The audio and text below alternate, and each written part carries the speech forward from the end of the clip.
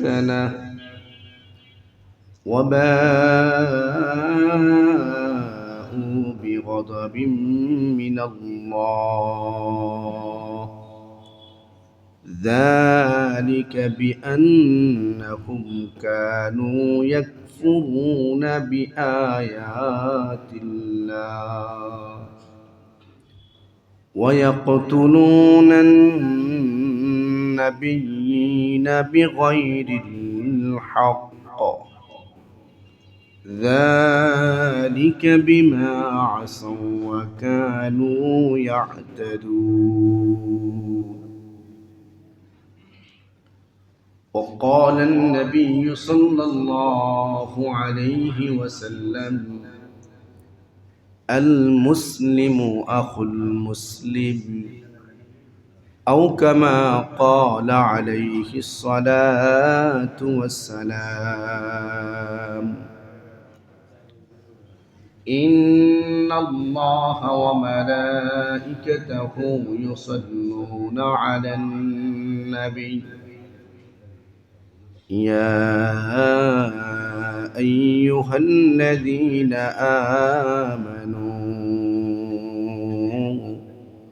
صلوا عليه وسلموا تسليما اللهم صل على محمد وعلى آل محمد كما صليت على إبراهيم وعلى آل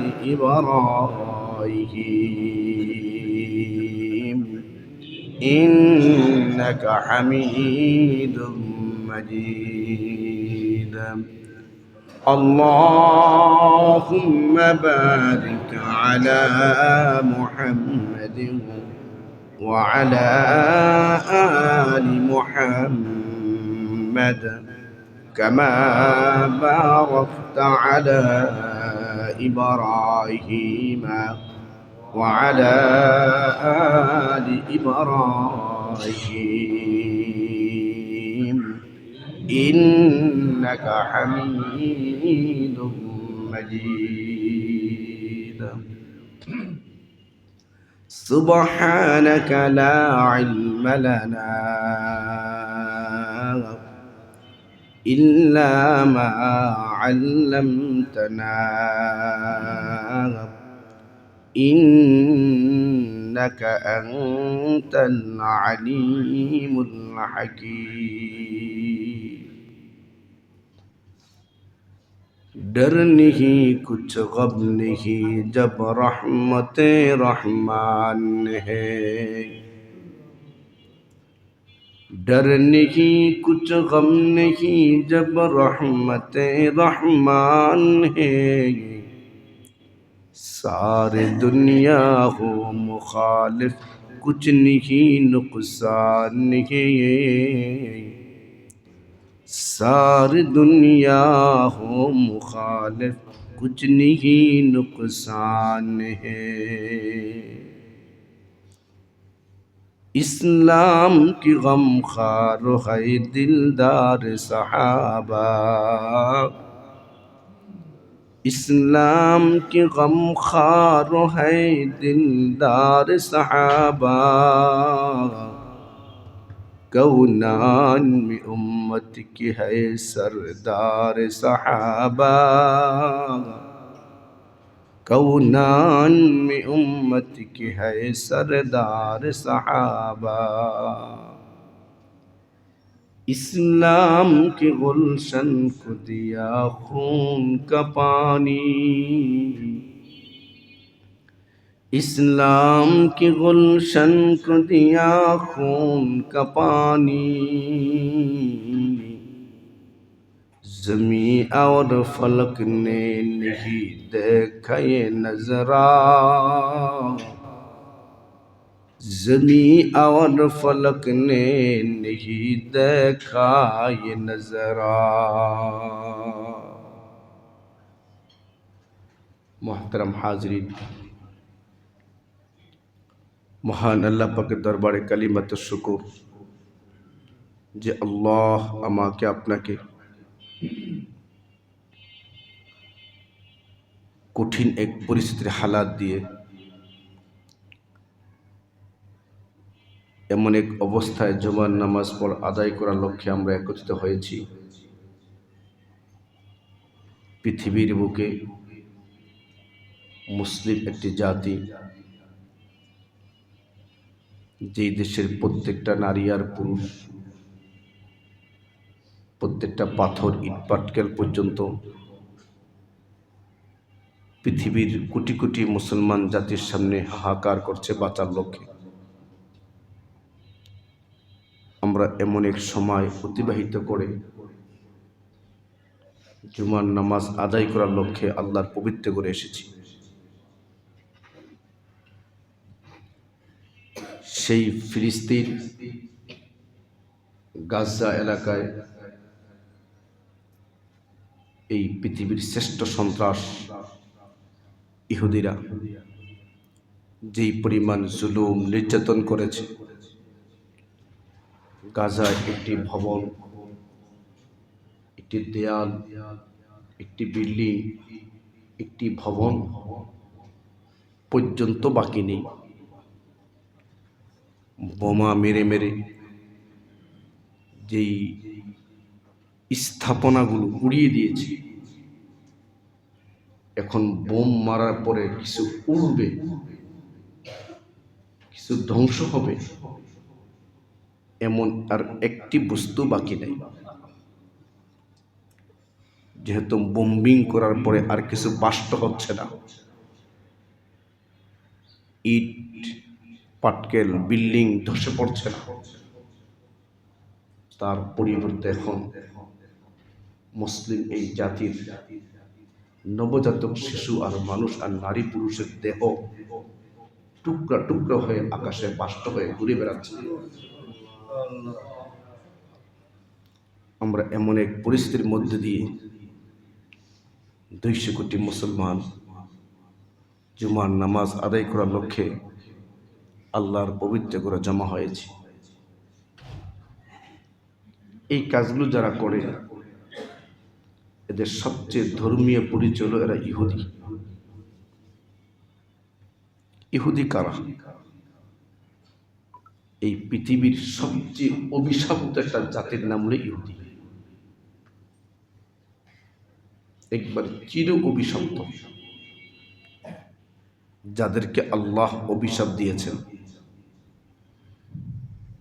এরা উগ্র, এরা অহংকারী, এরা শান্তিময় পরিবেশে অশান্তির আগুন লাগাবার জন্য যারা পেট্রোল ঢালে, সেই জাতির নাম হলো ইহুদি জাতি। এই পৃথিবীর একজন জলিল কদর পয়গাম্বর ইব্রাহিম আলাইহিস সালাতু ওয়াস সালাম, ওনাকে বলা হয় মিল্লাতা আবিকুম ইব্রাহিম। উনি মুসলিম জাতির পিতা। ওনার 2 সন্তান, একজন নাম হলো ইসমাইল আলাইহিস সালাতু ওয়াস সালাম, আরেকজন হলেন ইসহাক আলাইহিস সালাতু ওয়াস সালাম। ইসহাক আলাইহিস সালাতু ওয়াস সালামের এক সন্তান নাম হলো ইয়াকুব। ইয়াকুব আলা নবিয়িনা আলাইহিস সালাতু ওয়াস সালামের যে প্রজন্ম, ওনার একাধিক সন্তান ছিল। ওই সন্তানের মধ্যে একজন সন্তান নাম ছিল ইয়াহুদ। ওই নামে নামে এই বনী ইসরাইল জাতিকে ইহুদি নামে সবাই চিনে। আর ইয়াকুব আলা নবিয়িনা আলাইহিস সালাতু ওয়াস সালামের আরেক নাম ছিল ইসরাঈল। তার পরবর্তী প্রজন্মকে বলা হয় বনী ইসরাঈল। এই হলো এদের পরিচয়। এরা অভিশপ্ত জাতি। এদের ব্যাপারে আল্লাহ তাআলা বলেন, وَضُرِبَتْ عَلَيْهِمُ الذِّلَّةُ وَالْمَسْكَنَةُ وباءوا بغضب من الله ذلك بأنهم كانوا يكفرون بآيات الله ويقتلون النبيين بغير الحق ذلك بما عصوا وكانوا يعتدون আল্লাহ তাআলা বলেন وضربت عليهم الذلة والمسكنة এই ইহুদি জাতি সম্প্রদায়ের উপর অভিশাপ, এদের আবাসস্থলের উপর অভিশাপ। কেন? وباءوا بغضب من الله ذلك بأنهم كانوا يكفرون بآيات الله এরা আল্লাহর আয়াতকে অস্বীকার করে। ويقتلون النبيين بغير الحق এরা অন্যায়ভাবে নবীদেরকে হত্যা করে। আব্দুল মাসউদ রাদিয়াল্লাহু তাআলা লেখছেন, একদিনে বনী ইসরাইল জাতিরা, ইহুদি জাতিরা একদিনে এই পৃথিবীতে 300 পয়গম্বরকে হত্যা করেছে। এমনই অভিশপ্ত জাতি। এরা পৃথিবীতে কোথাও জায়গা, আল্লাহর পয়গম্বর এদেরকে মদিনা থেকে বের করে দিয়েছিলেন। পরবর্তীতে ওমর রাদিয়াল্লাহু তাআলা ক্ষমতা আসলেন, উনি এদেরকে বের করে দিয়েছেন। বিভিন্ন সময় বিভিন্ন রাষ্ট্রে এরা শরণার্থী হয়ে বসবাস করত। আপনারা সেই ইতিহাস জানেন, হিটলার থেকে নিয়ে হিটলার লক্ষের অধিক ইহুদিকে হত্যা করেছে। পৃথিবীর কোন দেশে এরা শান্তি থাকতে দেয় না। বিভিন্ন দেশ থেকে এদেরকে লাঞ্ছিত, অপদস্থ করে বের করে দিয়েছে। শেষ পর্যন্ত এখন যে ফিলিস্তিন, এখানে এদের নিজস্ব জায়গা নেই, তাদের জন্মস্থল এটাও। আমাদের দেশে আমরা যেমন খুব করুণা দেখিয়ে আমাদের মায়ানমারের ভাইদেরকে আমাদের চট্টগ্রামে জায়গা দিয়েছি, আশ্রয় নিয়েছে তারা, ঠিক এই ইসরায়েল, এই ইহুদিরা পৃথিবীর কোথাও আশ্রয় পায় না বলে শরণার্থী হিসাবে ফিলিস্তিনে অবস্থান করে। অবস্থান করা এক পর্যায়ে এরা অল্প কয়েকদিনের মাথায় ওই অবস্থান করা এলাকাকে নিজেদের নিজস্ব রাষ্ট্র বলে ঘোষণা দেয়। ওই ঘোষণার প্রতিবাদে ইসরায়েলের ইহুদিদের বিরুদ্ধে ফিলিস্তিনের মুসলমানরা ফুঁসে ওঠে, তোমরা তো আমাদের মেহমান, তুমি বাড়ির মালিক হওয়ার দাবি করতে পারো। এই ভূখণ্ড মুসলমান, এই যে লড়াই চলছে, এই লড়াই চলতে চলতে আজও চলছে, শেষ হচ্ছে। এরা সবচেয়ে অভিশপ্ত। এদের ব্যাপারে আমরা প্রত্যেক নামাজে প্রত্যেকটা রাকাতে আমি আপনি পড়তেছি, গায়রিল মাগদুবি আলাইহিম ওয়ালাদ-দাল্লিন,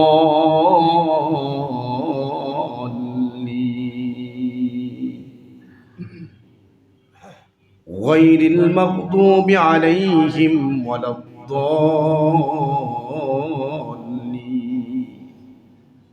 আয় আল্লাহ, আপনি খ্রিস্টান জাতি, ইহুদি জাতি, এই দুই অভিশপ্ত জাতি থেকে আপনি আমাদেরকে ফানা দেন, আমাদেরকে বাঁচান।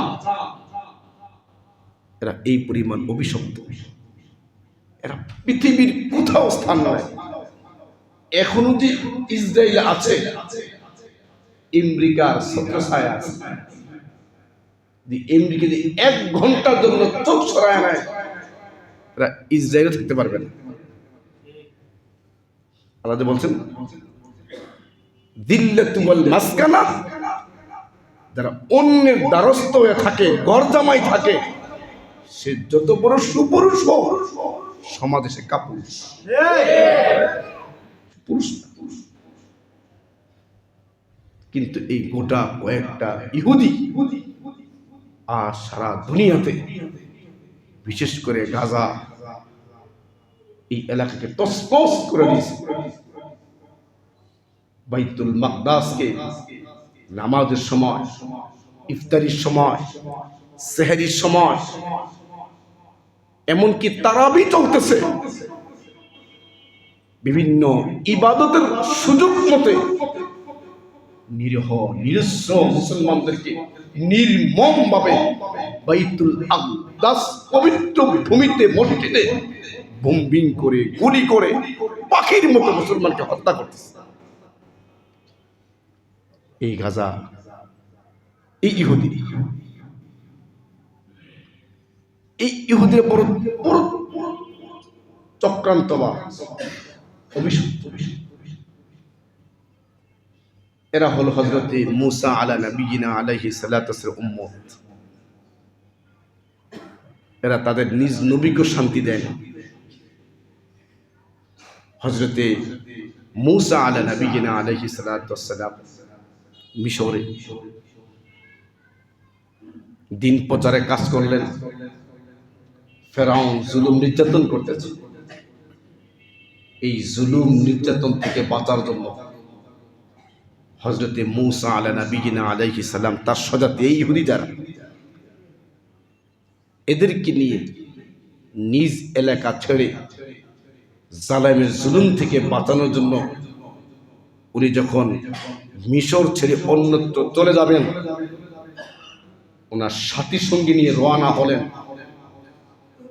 যেতে যেতে সামনে পড়ল বিশাল সমুদ্র, নদী, যাকে বাহার। ওই মুহূর্তে তার জাতিরা বলছে, মুসা, নিজ এলাকায় ভালো ছিলাম, এখন কোথায় নিয়ে আসলেন? পিছনে ফেরাউনের সন্ত্রাসী বাহিনী, সামনে আমাদের নদী, আমাদের এখন মাঝখানে মরা ছাড়া আর কোনো গতি নাই। এই জাতিদের সামনে মূসা আলা নবিয়িনা আলাইহিস সালাতু ওয়াস সালাম আল্লাহ কুদরতিভাবে 12টা রাস্তা উত্তাল সমুদ্রের মাঝে আল্লাহ পাক কুদরতিভাবে মুহূর্তের মধ্যে তৈরি করে দিয়ে, এক জাতি যে যাচ্ছে এক রাস্তা দিয়ে, অন্য রাস্তায় যে লোক যাচ্ছে এটাও তারা দেখতেছে। এরকম 12টা রাস্তা তাদের চোখের সামনে তৈরি করে রব্বে করিম শুকনো কার্পেটিং রাস্তা তৈরি করে এদেরকে উত্তাল সমুদ্র পার করিয়ে ওই পার তারা দাঁড়িয়ে পিছনে দেখছে। এমন তাদের চোখের সামনে এই ফেরাউন তার দল বলকে ইঁদুরের মতো চুবায়া মারছে। এই দৃশ্য তারা দেখছে। দেখার পরে মূসা নবী এদেরকে বাঁচালেন আল্লাহর কুদরতি ফয়সালায়। বাঁচানোর পর মূসা আলাইহিস সালাতু ওয়াস সালাম আল্লাহর দরবারে গেলেন কিতাব আনতে। আল্লাহ এদেরকে এত কুদরত দিয়ে বাঁচালেন, এই দেখছে তারা, এই ইহুদিরা। ওনার অনুপস্থিতিতে একটা গরুর বাছুরকে প্রভু বানিয়ে তারা ইবাদত শুরু করে দিল। আল্লাহকে ভুলে গেছে। ওই ময়দানে নিয়ে গেলেন, নদী পার করে নিয়ে গেলেন। ওদের খাবারের জন্য দরখাস্ত করলে আল্লাহ পাক কোনো কাজ করা ছাড়া, মেহনত ছাড়া, পরিশ্রম ছাড়া আল্লাহ তাআলা আয়াত নাযিল করে বলে দিলেন, খাবার দিচ্ছি আমি। وَظَلَّلْنَا عَلَيْكُمُ الْغَمَامَ وَأَنزَلْنَا عَلَيْكُمُ الْمَنَّ وَالسَّلْوَىٰ। ও মূসা, আমি তোমার জাতিকে ময়দানে নিয়ে আসলাম। আমি আসমান থেকে মান্না সালওয়া চালু করে দিলাম। ওদের কাজের প্রয়োজন নাই, কর্মের প্রয়োজন নাই। এখানে আল্লাহ বিল্লাহ করবে, ইবাদত করবে, আর আমি সময় মতো আসমান থেকে মান্না সালওয়া নাজিল কইরা অবতরণ কইরা তোমার জাতিকে খাওয়াবো আর পালাবো। মান্না সালওয়া চুপচাপ খাচ্ছে, এই জাতি বলতেছে وَإِذْ قُلْتُمْ يَا مُوسَى لَن نَّصْبِرَ عَلَى طَعَامٍ وَاحِدٍ। এই ইহুদি জাতি মুসা পয়গম্বরকে বলে, পয়গম্বর আমরা যে তিহ ময়দানে যে মান্না সালওয়া খাই এটা আমাদের জন্য পারফেক্ট না। লান নাসবিরু আলা তুআমিন ওয়াহিদিন, আমাদের জন্য একরকম খাবার ভাল লাগে না। কত বড় দুষ্ট জাতি হলে আল্লাহ প্রদত্ত খাবারকে নিজেদের জন্য সন্তুষ্ট মনে করতে পারে না। ওই জাতি তখন প্রস্তাব দিছে, আপনি আল্লাহকে বলেন অকিসা ওয়াফুমিহা ওয়াআদাসিহা ওয়াবাসলিহা, আপনি আল্লাহকে বলেন উনি যেন আদা রসুন পেঁয়াজ ডাল এগুলো তৈরি করে দেয়, আমরা এগুলো বসে বসে খাবো। আল্লাহর এক খাবার ভাল লাগে না। কিরকম জালেম, কিরকম দুষ্ট। আল্লাহ নবী বলছেন তোমরা কি আল্লাহর এই পবিত্র খাবার বাদ দিয়া এই নিম্ন খাবার গ্রহণ করবা? শেষ পর্যন্ত তাই করলো। এই জাতি বলতেছে মুসা আমরা দীর্ঘদিন এই পাহাড়ে আছি, আমরা কিভাবে আমল করব? আপনি আল্লাহর কাছে যান, একটা কিতাব নিয়ে আসেন। মুসা পয়গম্বর উম্মতের আবেদনে আল্লাহ দরবারে গেছে, পয়গম্বর আয় আল্লাহ আমার জাতি কেমনে আমল করবে, কেমনে দিক নির্দেশনা কি দিবেন, একটা কিতাব দিয়া দেন। আল্লাহ পাক কিতাব দিয়া দিলেন। এই কিতাব তারাই নবীর কাছে চাইছে, নবী কিতাব আনতে গেছেন, কিতাব আইনা জাতির সাথে পেশ করছে, এই নাও কিতাব। এই ইহুদিরা ওই মুহূর্তে বলে লান নুমিনা লাকা হাত্তা নারাল্লাহ জাহরাতান ফাআখাযাতকুমুস সাইকা। এই ইহুদি সম্প্রদায় ওই মুহূর্তে মুসা পয়গম্বরকে বলেন লান নুমিনা লাক, আপনি যে আল্লাহর পক্ষ থেকে কিতাব নিয়ে আসছেন আমরা এই কিতাবটা কখনো মানব না, বিশ্বাস করব না। এই কিতাব যে আল্লাহ দিছে যতক্ষণ পর্যন্ত আমরা না দেখব। চিন্তা করে এরই নবীকে প্রস্তাবের কিতাব আনার জন্য কিতাব নিয়ে আসছে মুসা পয়গম্বর। কি বলে লান নুমিনা লাকা হাত্তা নারাল্লাহ, যতক্ষণ পর্যন্ত আমরা আল্লাহকে না দেখবো এই কিতাব বিশ্বাস করবো না। আপনি বানায় নিয়ে আইছেন এই ইহুদি। আল্লাহ পাক তখন জাহরাতান ফাআখাযাতকুমুস সাইকা, এমন এক বিকট আওয়াজ দিছিলেন, ওই আওয়াজে 70 জন লোক ওই মুহূর্তে মরে গেছে। আল্লাহর লগে বেয়াদবি। মুসা পয়গম্বর ওই মুহূর্তে বলে আল্লাহ কোরআন তো কিতাব তো দিছিলেন, প্রমাণ চাইছে, তারা প্রমাণ চাইছে, দেখতে চাইছে, দেখানোর জন্য 70 জন লোক নিয়ে আসছিলাম, আপনি দিয়ে 70 জন মাইরা ফেললেন। এখন তো আমার এই জাতি বলবে প্রমাণ দিতে পারে নাই বইলা এদেরকে গোপনে নিয়ে মাইরা ফেলছে। মুসা পয়গম্বর ওই মুহূর্তে আবার আল্লাহর দরবারে কান্নাকাটি কইরা এই 70 জনকে আবার জীবিত করাইছে। চিন্তা করেন এই জাতির নাম কি কোন বলেন? কি কষ্ট নবীরে দিছে, কি কষ্ট নবীকে। মুসা পয়গম্বর লজ্জাশীল ছিলেন,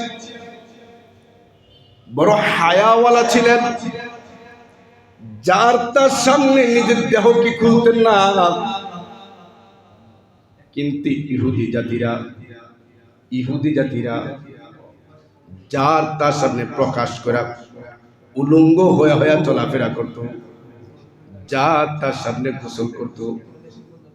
মূসা পয়গম্বর নিজের দেহকে ঢেকে ঢেকে রাখতেন, যা তার সামনে প্রকাশ করতেন না। উনি বড় লাজুক ছিলেন। যেই জাতিকে নদী পার করাইলেন, আসমান থেকে খাবারের ব্যবস্থা করলেন, কত কিছু করে দিলেন, সেই জাতি মূসা নবী যে যা তার সামনে পোশাক খোলে না, ঢাইকা ঢাইকা চলে, লোকালয়ে গোসল করতে প্রকাশ্যে যায় না। এই কারণে এই মূসা নবীর জাতি ইহুদিরা মূসা পয়গম্বরকে বলতো ওনার এক শিরা ব্যারাম আছে, ওনার গোপন রোগ আছে, এই জন্য আমাদের সামনে সে উলঙ্গ হয় না।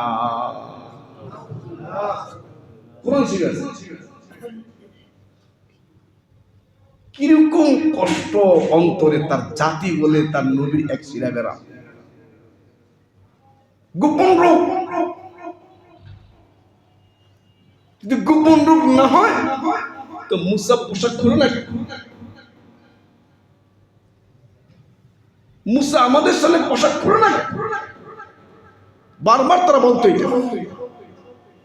কিন্তু মূসা পয়গম্বর খুব কান্নাকাটি করতেন, আল্লাহর কাছে দোয়া করতেন, আল্লাহ আমার জাতি তো আমাকে এই কথা বলে, আমাকে এই রোগে অভিযুক্ত করে। মূসা পয়গম্বর একদিন লোকালয়হীন এক জায়গায় গোসল করতে গেছেন, একটা মানুষ নাই, কেউ নাই, এমন এক জায়গায় মূসা পয়গম্বর গোসল করতে গেছেন। নিজের যেহেতু কোনো মানুষ নাই, একটি পাহাড়ের আড়ালে গোসল করতে গেলেন। মূসা পয়গম্বর লোক যেহেতু নাই, নিজের পুরো পরনের কাপড়গুলো খুইলা একটা পাথরের উপর রেখে উনি গোসল করতে গেছেন। উনি উলঙ্গ হইয়া নির্জনে, কোনো মানুষ নাই, নির্জন এলাকায় পাহাড়ের চিপায় গোসল করতেছিলেন। পাহাড়ের উপরে পাথরের উপরে কাপড়গুলো রেখে উনি গোসল সেরে যখন কাপড় পরতে আসছেন, উনি কাপড় ধরতে যান, পাথরটা কাপড় নিয়ে পিছায় দৌড়ায়। উনি কাপড় ধরতে যান, পাথরটা অটোমেটিক কাপড়টা নিয়ে দৌড়ায়। উনি উলঙ্গ দৌড়াচ্ছেন আর পাথর ধরতে পারেন না। এই কাপড় দৌড়াইতে দৌড়াইতে পাথরটা ওই ইহুদি যেই বাচ্চারা ওনার সমালোচনা করত, ইজ্জতে আঘাত হানত, তারা যে মজমায় বসা ছিল ওই মজমার সামনে গিয়া এই পাথর থেমে যায়। ওই জাতিরা মূসা পয়গম্বর সব অঙ্গ প্রত্যঙ্গ দেখে ওই সময় বলছিল, আমরা যে বিশ্বাস করছিলাম, যে বদনাম রটাইছিলাম, মূসার এমন কোনো রোগ নাই। উনি তখন এই কাপড় পরিধান করছিলেন, পরিধান করার পর হাতে যে লাঠি ছিল ওই লাঠি দিয়া জিদ করে রাগান্বিত হইয়া ওই যে পাথরকে আঘাত করছিলেন, 4-5টা বেতের বাড়ি শক্ত পাথরের গায়ে চিহ্ন লাগা ছিল। এটা নবীকে কি পরিমাণ বেইজ্জতি করতে পারে, এই ইহুদিরা করছে, এই ইহুদিরা করছে।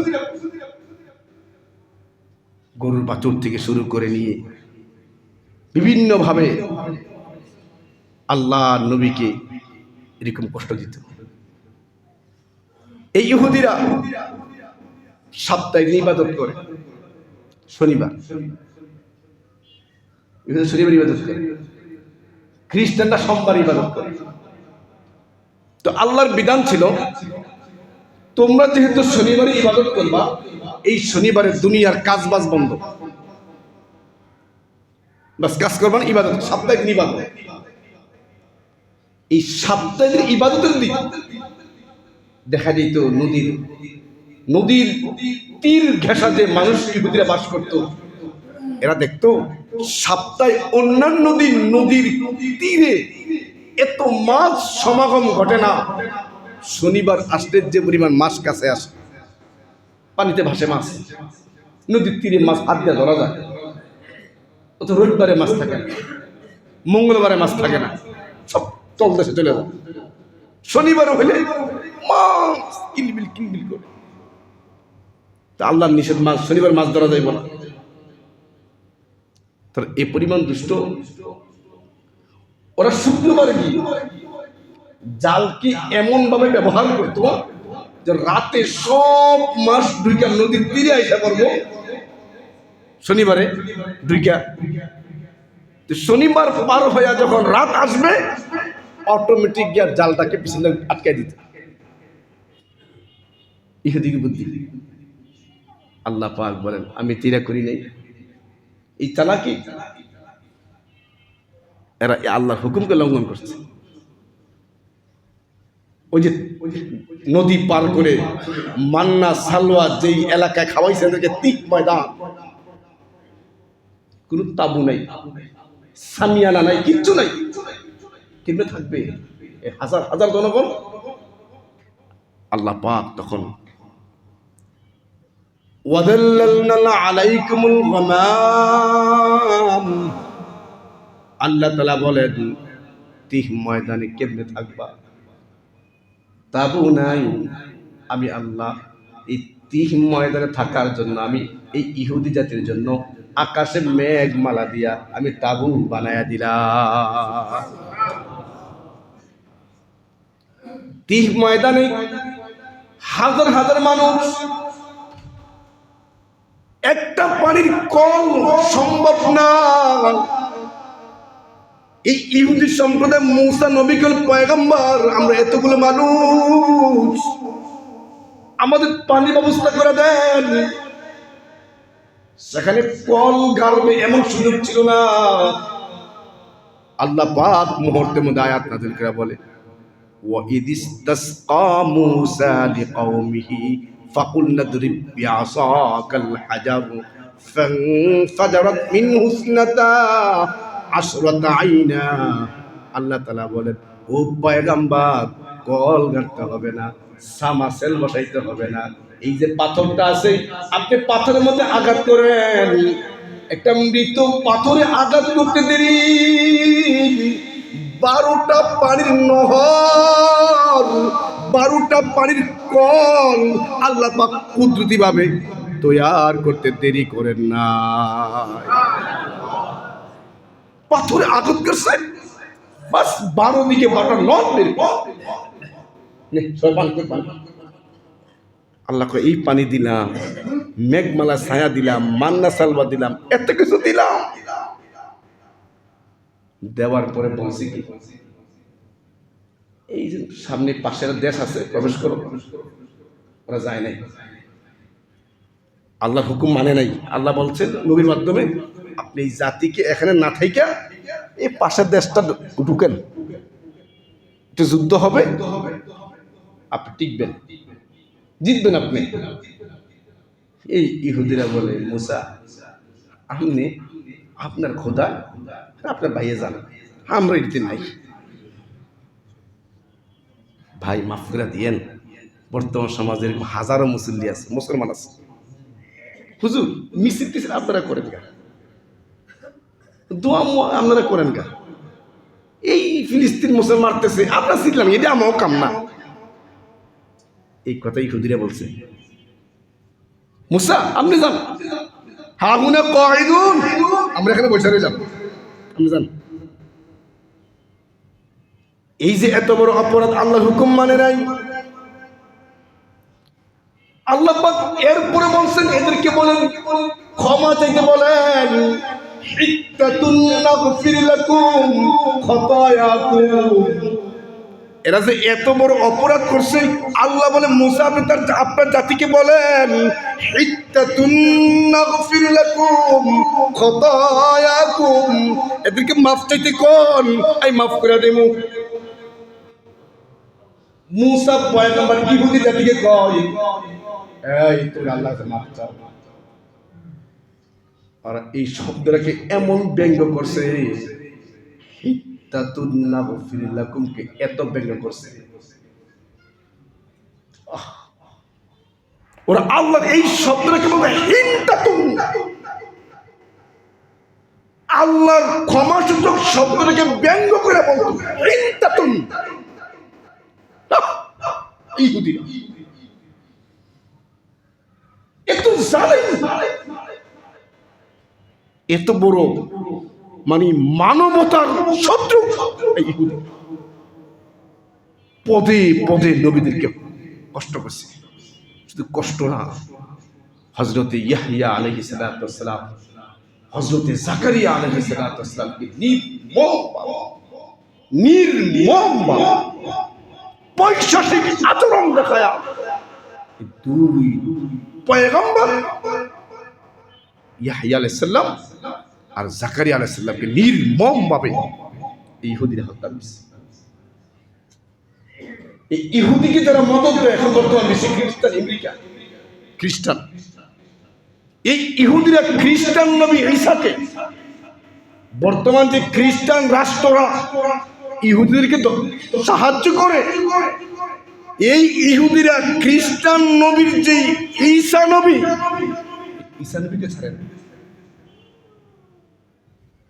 এই ইহুদিরা সংঘবদ্ধ হয়ে ঈসা পয়গম্বরকে হত্যা করার জন্য দৌড়াচ্ছেন। ঈসা নবীকে পাবেন তো মারবেন। ঈসা পয়গম্বর এক মসজিদে বা ঘরে গিয়ে প্রবেশ করলেন। প্রবেশ করার পর ওই ঘরের দরজা জানালা লাগায়া দিলেন। ইহুদিরা এরপরও ক্ষান্ত হয় না। ঈসা পয়গম্বরকে মারার জন্য একটা লোক তাদের মধ্য থেকে ওই ঘরের ছাদ ফাটায়া ঈসা পয়গম্বরকে মারার জন্য লোকটা গিয়া দরজা খুলে দিবে, আমরা মারবো। এই কাজ করতে গেছে আল্লাহর কুদরত, যেই লোকটাকে তার ঢুকাইছে ওই লোকটাকে অবিকল আল্লাহ তাআলা ঈসার চেহারা বানায় দিয়েছেন। আর ঈসা পয়গম্বরকে আল্লাহ তাআলা আসমানে উঠায় নিয়ে গেছে। ওরা যখন দরজা খুলে দিছে, ওই খুললা দেখে এই লোক দেখা যায় দল বেঁধে তাকে মারছে। এই মারার পরে কয়, এই যে মারলাম, তাহলে ঈসাকে মারলাম, আমাদের লোকটা গেল কই? ঈসাকে তো মারলাম, দরজা খুলতে যে লোকটাকে ঢুকাইছিলাম ওই লোকটা মারল গেল কই? আর যদি না ঈসা নবী মরে নাই, তা আমাদের লোকটাকে মারলো কে? আর আমাদের লোক ঈসা গেল কই? আল্লাহ তাআলা বলেন, ওরা আমার পয়গম্বরকে মারতে পারে নাই, আমি তাদের হাতে তাদের লোককে মাইরা তাদেরকে সন্দের মধ্যে ফালাইয়া দিছি। কোনটা ঈসা, কোনটা আমাদের লোক। কতালু, ওরা যে মারছে সব বিয়ালাম কোরআন শরীফে আছে, আমি এদেরকে সন্দেহের মধ্যে ফেলাই দিছি। কে মারল? কারা মারলাম? খ্রিস্টান যারা এখন তাদেরকে মদত দিচ্ছে, তাদের নবীকেও ছাড়া এই ইহুদি। শুধু নবীকে না, ওই ইহুদিরা নবীর, খ্রিস্টান এখন যারা তাদের মদত দিচ্ছে তাদের নবীর মাকেও ছাড়ে না। কি বলতো মরিয়ম, আর বিয়ে হয় না, বাচ্চা হলে ব্যক্তি বেজ্জতি করছেন মা নবীর মা। এই ইহুদিরা এরা চরম দুশ্মন, এরা মানবতার দুশ্মন, এরা দেশ ও জাতির দুশ্মন। যদি এই মুহূর্তে যদি 200 কোটি মুসলমান এক প্ল্যাটফর্ম তৈরি করে এই গোটা কয়েকটা ইহুদির বাচ্চার 20 দাঁত ভেঙে না দেয়, ওই দিন বেশি দূরে নয়, এই 200 কোটি মুসলমানের গলায় চাপ দিয়ে দিয়ে এক একটা মুসলমানকে হত্যার পায়তারা করবে। এখনই 20 দাঁত ভাঙতে হবে, এটাই সময়। আপনারা বলবেন, হুজুর গাজায় মুসলমান মারে, আল্লাহ কি করে? আরে আল্লাহ কি করবো মানে? আপনি 200 কোটি মুসলমান পৃথিবী থাকতে আল্লাহ কিছু করা লাগে? এই বুঝ করে পেয়েছেন আপনি? যদি এই কথা বলেন তা আপনি এই কথা কেন বলেন? হাত থাকতে মুখে কি বলেন? উত্তর দেন আমার কিছু আপনি করেন না। এই হাত থাকতে মুখে কি রে কেন? এই কথা কি লেগে বলেন? আমরা মরে গেছি রে, এই কথা কি লেগে বলেন? 200 কোটি মুসলমান যখন হাক্কানিয়াতের পথে, তাকওয়ার পথে লড়াই করতে করতে লড়াইয়ের গতি থেমে যাবে, তখন আল্লাহ সাহায্য আসবে। আর 200 কোটি মুসলমান যখন ইহুদি দালালি করবে, ওই জায়গায় আল্লাহর নসরত আসবে না, আল্লাহ পাক আরো মারি খাওয়াবে। আমরা তাই করতেছি, আমরা তাই করতেছি। বলবেন বাইতুল মাকদাস ভাঙে ফেলতেছে, আল্লাহকে আবাবিল পাকে পাঠাইতে পারে না? যখন বাইতুল্লাহ সব পাঠাইছে, এ ভাই বাইতুল্লাহ ভাঙতে আসছে, তখন পৃথিবীর জমিনে একজনও মুসলমান ছিল না, একজনও মুসলমান ছিল না। নবী বাইতুল্লাহর ভাঙ্গার ঘটনার পরে জন্মগ্রহণ করছে। বাইতুল্লাহ ভাঙ্গার সময় কোনো মুসলিম পৃথিবী ছিল, তখন আবাবিল পাখির প্রয়োজন ছিল। এখন তো পৃথিবীতে 200 কোটির অধিক মুসলমান, প্রায় 56টা মুসলিম দেশ। এখন কেন আসবে? আমরা নামে মুসলমান, আমরা কামে করবে ইহুদির মতো মিল্লা গেছি। এই জন্য আমাদের পথ, এই ইহুদিরা এরকম জুলুম নির্যাতন অভিশাপ তারা আমাদের নবীকে, আরে আমাদের নবী কি পর্যন্ত ইহুদিরা ছাড়ে নাই। আল্লাহ নবীকে দাওয়াত দিয়ে নিয়ে গেছে এটা বিচার করার জন্য। আমার আপনার নবীকে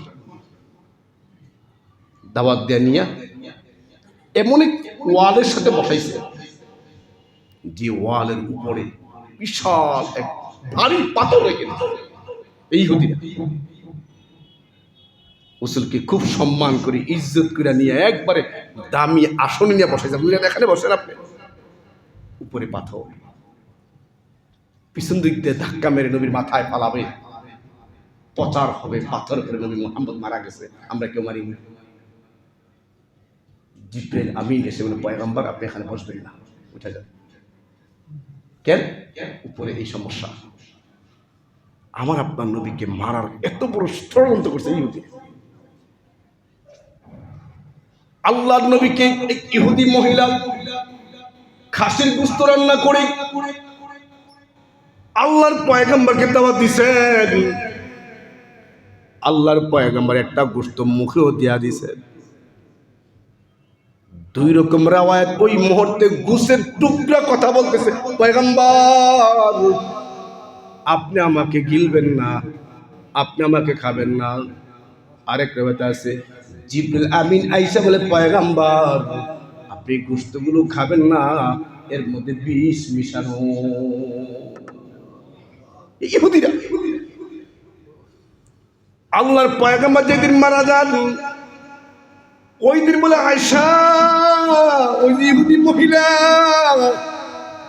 আমাকে দাওয়াত দিয়া যে গোশত পরিবেশন করছিল, আমি যে একটু মুখে দিছিলাম, ওই বিষ ক্রিয়া আমাকে কষ্ট দিচ্ছে।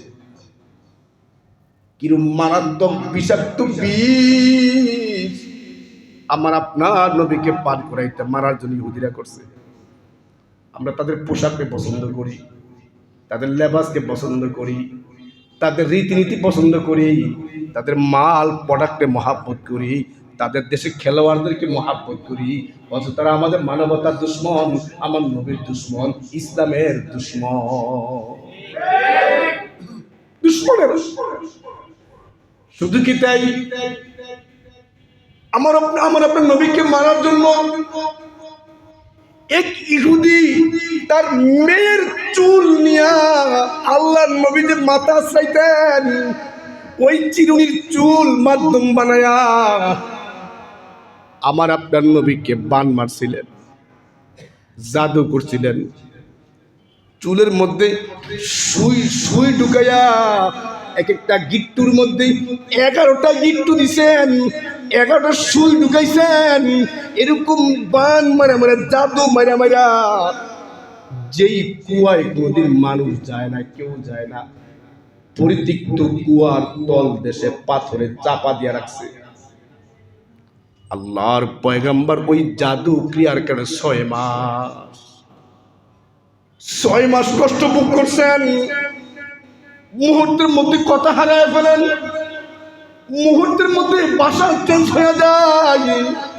শরীয়তের মাসআলা পাল্টাইতেন না, ভুল বুঝবেন না, স্বাভাবিক কথাগুলো ভুলে যাইতেন, খাবার খাইছেন কিনা ভুলে যাইতেন, একটা হুকুম দিয়েছেন এটা নিয়ে আসো ভুলে যাইতেন। 6 মাস এই ইহুদিরা আমার আপনার নবীকে মারার জন্য কষ্ট দিছে। 6 মাস পরে আল্লাহর পয়গম্বর ঘুমিয়ে আছেন। এমন সময় জিবরিল আমিন আরেকজন ফেরেশতা নিয়ে আইসা বলে, এই লোকটার কি হইছে রে? মাথার কাছে ফেরেশতা কয় তারা বান মারছে। কে? অমুক ইহুদির বাচ্চা। কোথায়? অমুক কুয়ার মধ্যে। ফেরেশতা চুল উঠে নিয়ে আসছে, উঠে আইনে স্বপ্নের মাধ্যমে আল্লাহর পয়গম্বর আমি পড়ি আপনি পড়েন। আল্লাহর পয়গম্বর স্বপ্নের মাধ্যমে পড়তেছেন, কুল আউযু বিরাব্বিল ফালাক মিন শাররি মা খালাক ওয়া মিন শাররি গাসিকিন ইযা ওয়াকাব। এই সূরা ফালাক, সূরা নাস, দুইটা সূরা মিল্লা 11টা আয়াত। প্রত্যেকটা আয়াত পড়েন আর এক একটা গিটটা ছুটা যায়। এরপরে আমার আপনার নবী সুস্থ হয়েছেন। ইহুদির এত বড় ষড়যন্ত্র করছে, জীবদ্দশা সাকসেস হয় না। আল্লাহ নবীর ইন্তেকালের পর এক ইহুদি মুনাফিক ইবনে সাবা, এক মুনাফিক ইহুদি ইবনে সাবা আল্লাহ নবীর ইন্তেকালের পর উমরের জামানায় মদিনায় আসেন, আইসা মুসলমান হয়েছেন। মুসলমান হইয়া উসমানের খেলাফত কালে এমন এক গ্রুপ বানাইছে, ইহুদির বাচ্চা এমন এক গ্রুপ বানাইছে, যে গ্রুপ বানায়া ওই গ্রুপের ছত্র ছায়ায় উসমানকে শহীদ করছে, আলীকে শহীদ করছে, হাসান হোসেনকে কারবালা নিয়ে শহীদ করছে, হোসাইনকে বিষ পান করে শহীদ করছে। এমনকি জঙ্গে সিফিন, জঙ্গে জামাল, এই দুই যুদ্ধ লাগায়া দিয়া হাজার হাজার লক্ষের অধিক সাহাবা একরামকে নির্মমভাবে ইহুদির বাচ্চারা শহীদ করছে। ইহুদিরা নবীর ইন্তেকালের পর ইসলামের বাতি যখন চিরদিনের জন্য নিভে যায়, ইহুদিরা ষড়যন্ত্র করছে মুসলমানরা এক প্লাটফর্মে দাঁড়াইতে না পারে।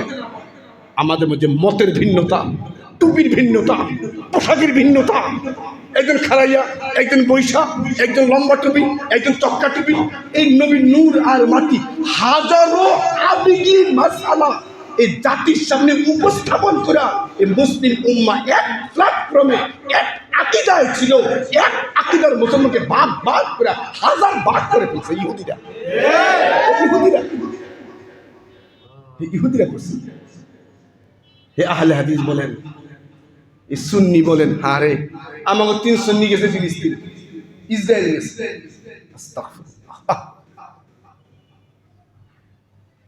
আরে সুন্নি তো যাবে মদিনা, সুন্নি যাবে মক্কা, সুন্নি গেছে ইসরায়েল। আবার কি ভিডিও ছাড়ে, বাইতুল মাকদাস অক্ষত। এরা ইহুদিদের দালাল, দালাল। সুন্নি নামে লেবাস লাগায়া বিশ্বের দরবারে ইহুদি মতবাদের প্রচার করছে এরা, যে সারা বিশ্ব মুসলমান বলে বাইতুল মাকদাস নিরাপদ, নিরাপদ না, নিরাপদ না। এই দেখো তোমাদের মোল্লারা, তোমাদের পড়া, তোমাদের দেশের লোক বলতেছে বাইতুল মাকদাস নিরাপদ। দেখছেন কত বড়? সাবধান থাকবে এদের থেকে, নিরাপদ না। বাইতুল মাকদাসে এখনো গাজার পশ্চিম অঞ্চলের লোকেরা আসতে পারে না, ঢুকতে পারে না, ঢুকতে পারে না। আপনি ভালো একটা এলাকায় ঘুরে ঘুরে এসে ভিডিও মারতেছেন, কোনো ধ্বংসস্তূপ নাই, তুই কই মরতেছে এরা? লাশ বুম্বিং করার কারণে, বোমের প্রভাবের কারণে জমিনের শিশু আকাশে পাখির মতো লাশ পড়ে। কত বড় দালাল! সাবধান হন ভাই। আমি আজ আপনার সামনে এরা অভিশপ্তের প্রমাণগুলো পেশ করলাম। আল্লাহ নবীকে মারা পর্যন্ত, ইসলামের নবীর এন্তেকালে পরে ইসলামের গাছটাকে সমূলে কেটে দেওয়ার জন্য এই ষড়যন্ত্র করছে। এই ষড়যন্ত্র এখনো বন্ধ হয় নাই। এই ষড়যন্ত্রের জাল শেষ পর্যন্ত আমাদের সর্বশেষ একটা ঐক্যের প্ল্যাটফর্ম ছিল দাওয়াত ও তাবলীগ। এই কাজটাকে তারা ভাগ ভাগ করে ফেলছে ইহুদিরা করছে। বিশ্বাস করুন আপনারা, এই অবস্থায় আমাদের উচিত এদের বিরুদ্ধে জিহাদ ঘোষণা করা। মিম্বারে বসে বলছি, আল্লাহর দেওয়া জান, আল্লাহর দেওয়া প্রাণ, যদি কখনো সুযোগ হয়, আল্লাহর দ্বীন কায়েমের জন্য, আল্লাহর নবীর শরীয়ত কায়েমের জন্য, যে আমার মতো লাখান্দার এই প্রাণ আর জানকে আল্লাহ শাহাদাত কবুল করেন, সেই সুযোগ হয়, ইনশাআল্লাহ সবার আগামী প্রস্তুত।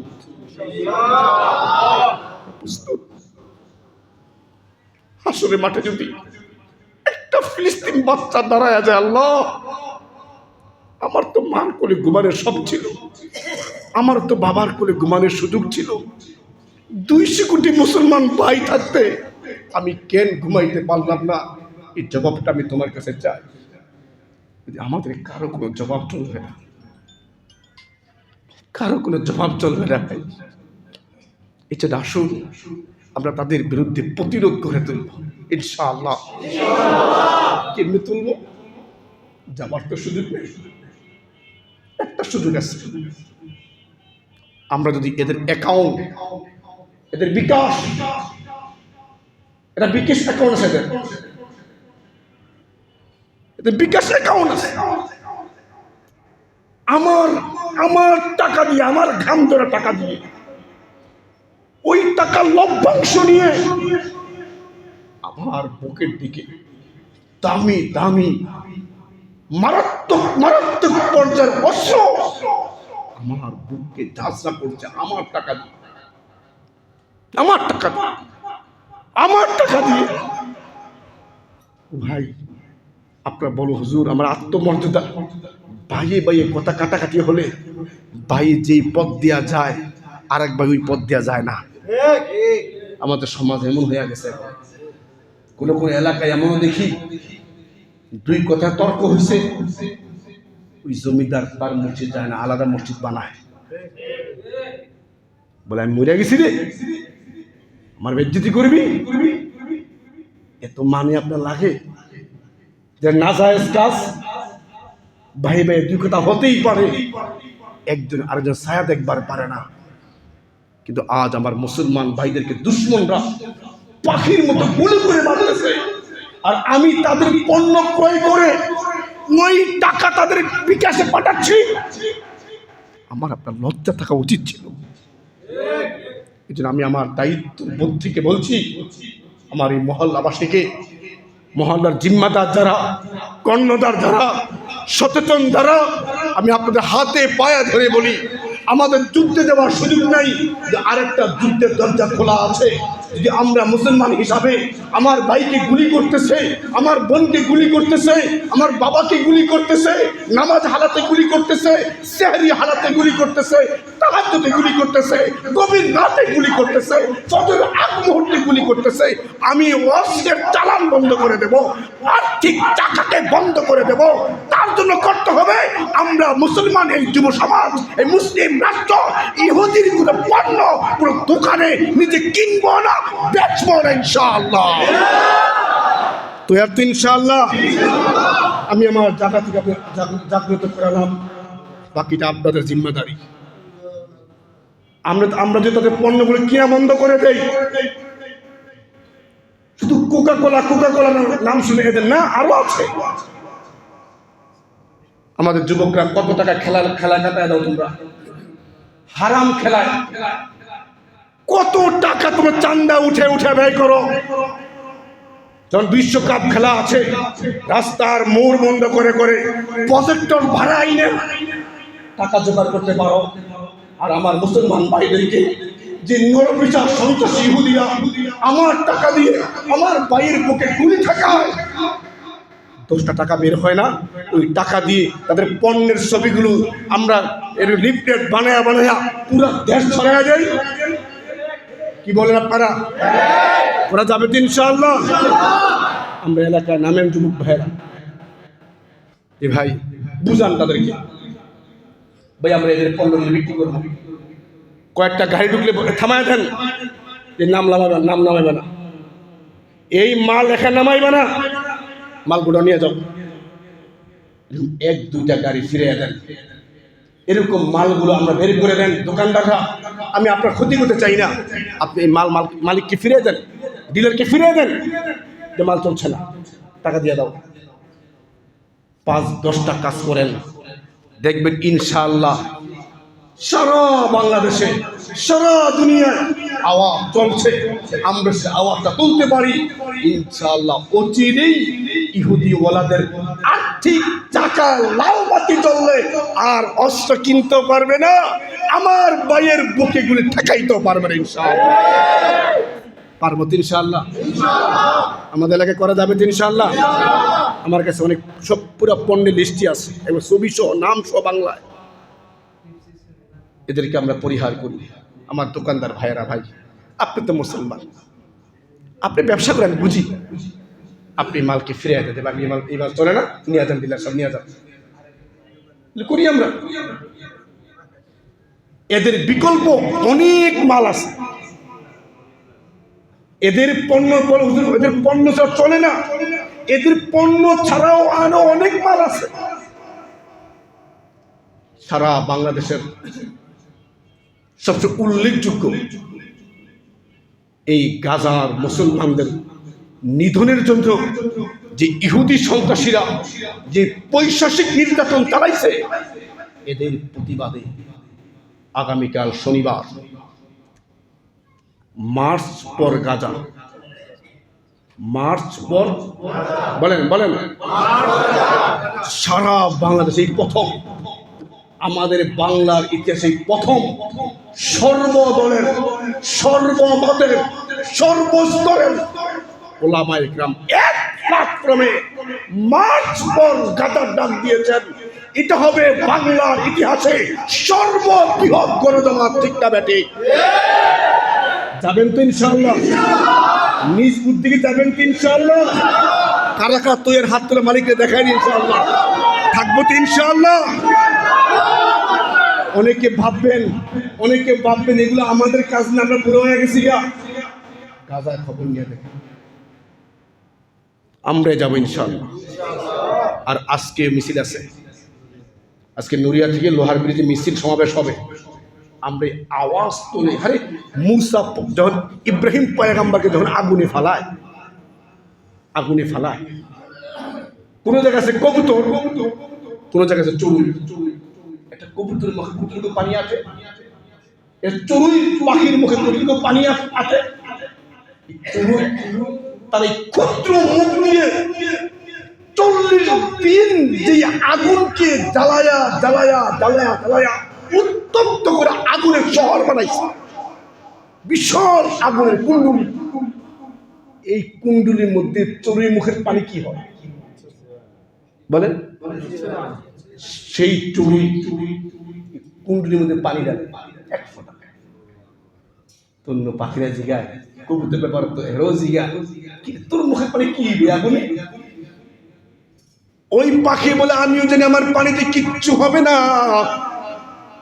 কিন্তু ময়দানে মাহশা আল্লাহ যখন ডাক মারবে, কারা ইব্রাহিমের পক্ষে, কারা নমরুদের পক্ষে, আমি কবুতর, আমি চড়ুই পাখি, আমার কিচ্ছু করার ক্ষমতা নাই। আমার মুখে 1 ফোঁটা পানি আঁকে, আমি 1 ফোঁটা পানিতে আগুনে ফালায়া নমরুদের বিরোধিতা করেছি, ইব্রাহিম পয়গম্বরের পক্ষে স্লোগান দিয়েছি, আমার নাম ইব্রাহিম পয়গম্বরের লিস্টের মধ্যে থাকবে। আজকে গাজায় যুদ্ধ করার সুযোগ নাই, কিন্তু গাজাবাসীর পক্ষে ইহুদির বিরুদ্ধে আমার একটু কাম যদি ঝরে, একটা ঘন্টা যদি যায়, একটা মিনিট যায়, একটা আওয়াজ মুখ দিয়া বের হয়, হাসরের মাঠে আমি কিচ্ছু করতে পারলাম না, এরপরে আওয়াজটা দিয়াও বোঝা যাবে মালিক আমি গাজায় শহীদ হওয়া মুসলমানদের পক্ষে ছিলাম, আমি ইহুদির পক্ষে ছিলাম না। যাবো তো ইনশাআল্লাহ। আর এদের পণ্য বয়কট করবো ভাই, কি বলেন? আমরা কিছু লিফট তৈরি করবো তো ইনশাআল্লাহ। আল্লাহ আমাদের সকলকে যা কিছু বললাম এর উপর বুঝার মানা আল্লাহ পাক তৌফিক দান করুন, আমিন।